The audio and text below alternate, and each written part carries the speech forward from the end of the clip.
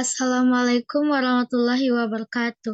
Perkenalkan, nama saya Anissa Nurasana dengan NIM 210020003. Baiklah, di sini saya dari kelompok 1 dari sesi 1, 2, 3.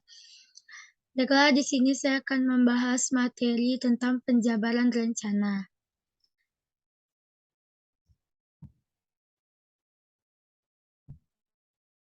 Poin-poin yang dibahas pada kali ini yang pertama yaitu pengertian penjabaran rencana, yang kedua pentingnya penjabaran rencana, dan yang ketiga proses penjabaran rencana.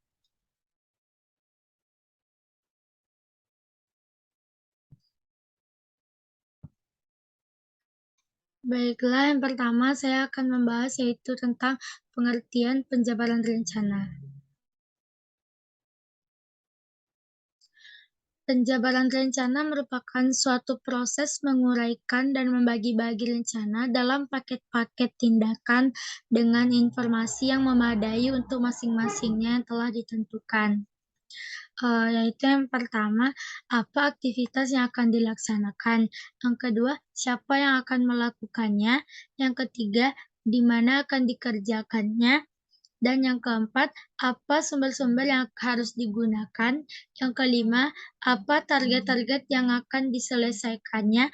Yang keenam, bagaimana keberhasilan aktivitas ini akan dinilainya. Jadi proses menemukan jawaban-jawaban di sini disebut dengan penjabaran rencana. Yang kedua yaitu pentingnya penjabaran rencana.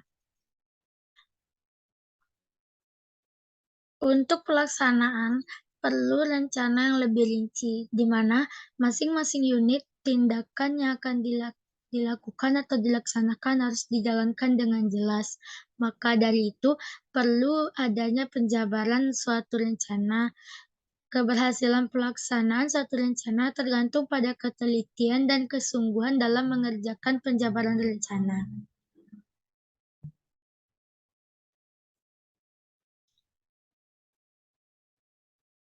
Yang ketiga itu proses penjabaran rencana. Proses penjabaran rencana terbagi menjadi 4. Yang pertama itu penyusunan program, yang kedua identifikasi proyek, yang ketiga regionalisasi, yang keempat perumusan proyek, yang kelima penjabaran aktivitas, yang keenam rencana kerja, yang ketujuh anggaran proyek, dan yang kedelapan yaitu format perumusan proyek. Baiklah, di sini saya akan menjelaskan. Baiklah, di sini saya akan menjelaskan satu persatu, yaitu yang pertama penyusunan program.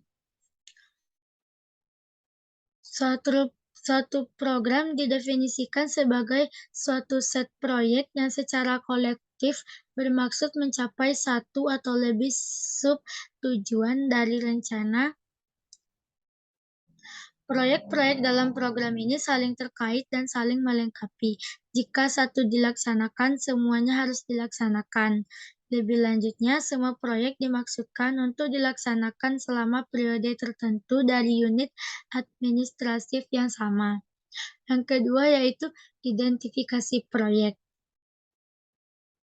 Langkah kedua dalam penjabaran rencana yaitu identifikasi proyek. Suatu proyek didefinisikan sebagai unit pembiayaan yang dikelola dan dipertanggungjawabkan sebagai suatu kelompok aktivitas yang bisa diidentifikasikan. Suatu proyek bermaksud mencapai satu atau lebih target yang secara kolektif mengarah pada pencapaian sub-tujuan dari program. Yang ketiga yaitu regionalisasi.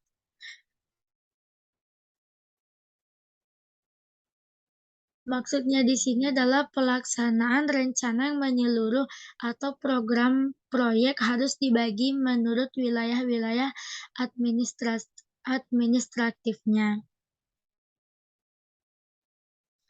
Proses distribusi ketetapan yang dibuat dalam suatu rencana, suatu program atau suatu proyek pada negara bagian atau Provinsi, kabupaten, kecamatan, negara, ataupun lembaga disebut regionalisasi. Regionalisasi tidak selalu harus dilaksanakan.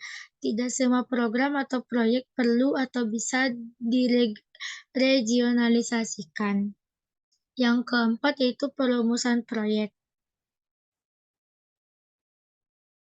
Langkah selanjutnya yang harus dilakukan yaitu supaya persyaratan minimal untuk pelaksananya efektif dipenuhi, langkah yang dilakukan yaitu perumusan proyek. Maksudnya di sini adalah melaksanakan perencanaan secara mikro, yaitu merencanakan rincian dari paket-paket tindakan yang dirancang untuk mencapai tujuan atau target tertentu.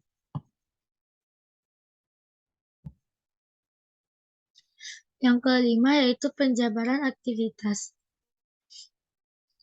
Maksudnya di sini adalah dalam penjabaran proyek ke dalam aktivitas-aktivitas seseorang harus betul-betul memperhatikan tingkat kerinciannya.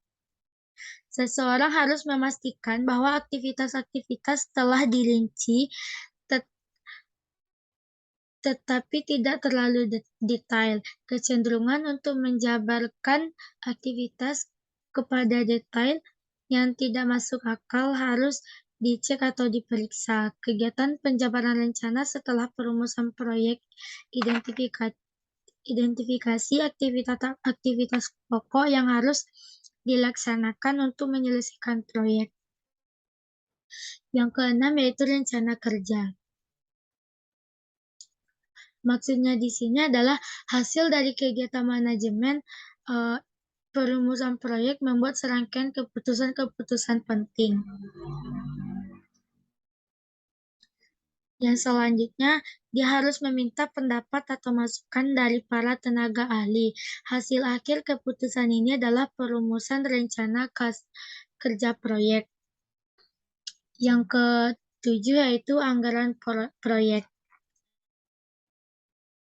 Maksudnya di anggaran proyek di sini adalah anggaran yang diharapkan menyajikan sejumlah sumber yang diperlukan untuk proyek. Baik itu dalam bentuk kuantitatif dan jenis pelayanan atau barang maupun dalam bentuk biaya total yang diperlukan dalam suatu format yang